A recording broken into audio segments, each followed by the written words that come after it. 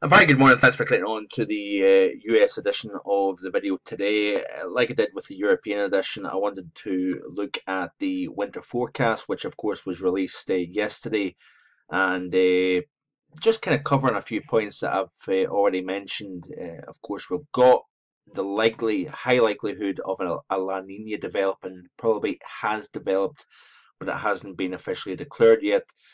And of course, determining how strong that La Nina is will also determine the upper air pattern across the United States during the December through February period. Of course, we've already seen an above normal October snow cover across Eurasia that, combined with the low Arctic sea ice, tends to favour high latitude blocking during the winter months. So a negative Arctic oscillation, North Atlantic oscillation. Uh, I would say this much, that there is elements that I'm concerned about with regards to the North Atlantic, with regards to Greenland blocking, because you've got a large area of cool here with warmth to the south and to the northeast here. That would, to me, favour more region here. We've got, of course, warmer than normal Gulf of Mexico up the east coast, particularly so off New England and the Canadian Maritimes here. But this correlation would indicate a classic La Nina winter for the United States, I think, where we see plenty of cold air over western Canada, drilling south down through the Rockies, the Central Plains states, the Great Lakes. But I think the classic La Nina ridge off the southeast coast will continue to shelter much of the southeast and potentially up into the mid-Atlantic region from anything particularly severe this winter.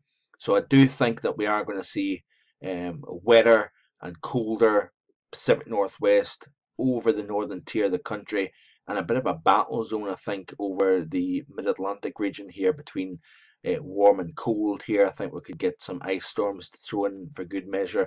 We also could see some very impressive interior eastern snowstorms. Say, for example, up through the Appalachian Mountains here, we could have some very interesting fun and games. But I do think we are going to see a big winter this year for the interior north of the United States. I think we could see some significant pushes of Arctic air in through Montana, Wyoming, Colorado, Utah, down through the Central Plains states and also the Great Lakes region. But there's always going to be, I think, resistance from a southeastern ridge this overall winter season here.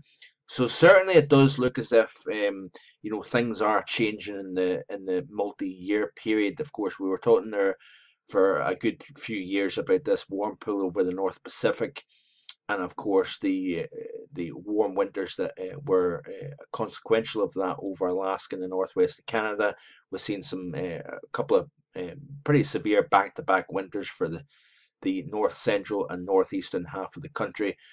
That is, of course, changed. We had the peaking of solar cycle 24 a couple of years ago. We're now on a downward trend, and the overall global sea surface temperature profile has been adjusted here. We've seen the Super El Nino. We're now naturally seeing that flip to a La Nina, and while we've seen significant warmth across the global atmosphere in the last few years in response to the solar maximum and then the downstream strong La Nina, or should I say El Nino, now we're going to start to see cooling taking place here. So it's a complicated time, but it's an interesting time climatically speaking here, as we go from solar max to solar minimum here.